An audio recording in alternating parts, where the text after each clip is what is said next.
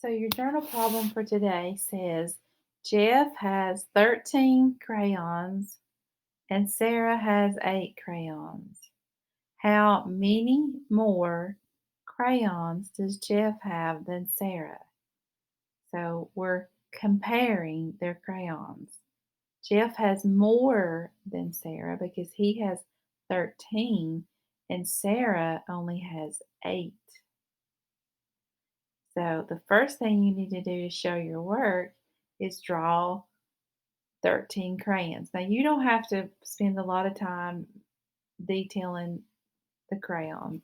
You can draw a triangle and draw a tip on it or just draw a triangle. But one thing is very important is make sure they're kind of even here and they're evenly spaced. All right, so you're going to draw 13 crayons that Jeff has. All right, many more there means minus. Even though we're not subtracting anything, we use a subtraction symbol. So minus is not really what we're doing. We're finding the difference. But many more means minus is just a good way to remember what symbol to use. So then you come down here below as neatly as you can and draw Sarah's 8 crayons. So we're comparing. He has more. If he has 13 and she has 8, we're comparing. So one way we can do that is to match up the 8 that Sarah has with the first 8 that Jeff has and draw a line setting aside those or dividing those. You draw a line, and then when you draw a line, it shows the extra crayons that Sarah has. And you can see them here. Once these are matched up, okay, here are the number of extra crayons that Sarah has. So then you can just count how many extra crayons does she have? Or, as the question asks, how many more crayons does Jeff have than Sarah? So, Jeff had 13, Sarah had 8.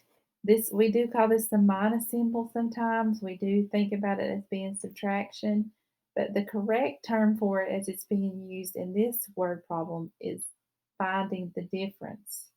We're finding the difference between 13 and 8. 8 is the larger number. Excuse me, 13 is the larger number. How much larger is 13 than 8?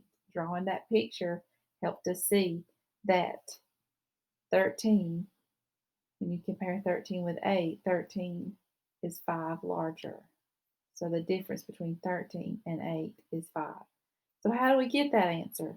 Well, first we drew the 13 crayons, then we drew 8 crayons. So, and you're describing this as what you're doing. So it says, first I drew 13 crayons, then I drew 8 crayons. Then I made pairs and counted the extra. So that's one way to look at it. They're paired off here.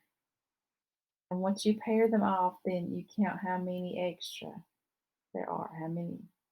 But you have to be comparing the first number, 13, with the second number, 8. You're not just circling and making pairs. You're pairing these so that you have there's an equal number here and an equal number here. If they both had 8, they would be equal. But it's these extra 5 that Jeff has that they're asking about.